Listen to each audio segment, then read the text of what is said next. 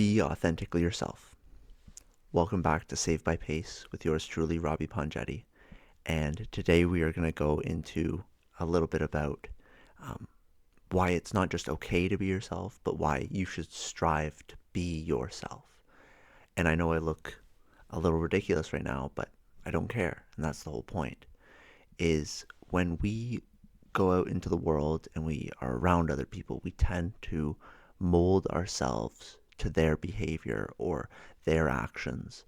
Even when we're saved, even when we're living in grace, we tend to, turn to one side and begin to act like the world. And this video is about you shouldn't act like the world. You should act like you. You are perfect, perfectly made in God's image. Yes, we're sinful. Yes, we make mistakes. But ultimately, we are made in the image of the perfect King who has died for our sins and is risen. And in that same way, we should die to the world and become completely new in Him. And I often have these moments, and I'm sitting here recording this video, but an hour ago, I spent 2 hours trying to record one video because I was like consistently afraid of what you would think. And I realized after having lunch with my friend, that my best friend, that there's no point in that. There's no reason for me to be scared of how the world would perceive me. If I know that I'm truly loved by God and I truly love Him, what is there to fear?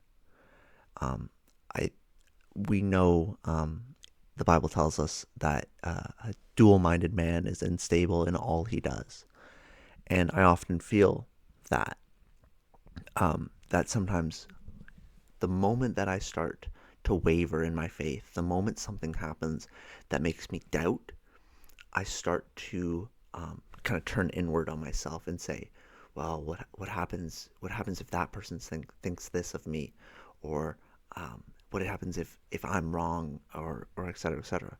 And yes, we should be introspective, but ultimately, if you are dead on in your faith and you're saying, I know that God's real, I trust in His providence and His mercy, and I believe in Him fully, there's no reason why you can't be yourself.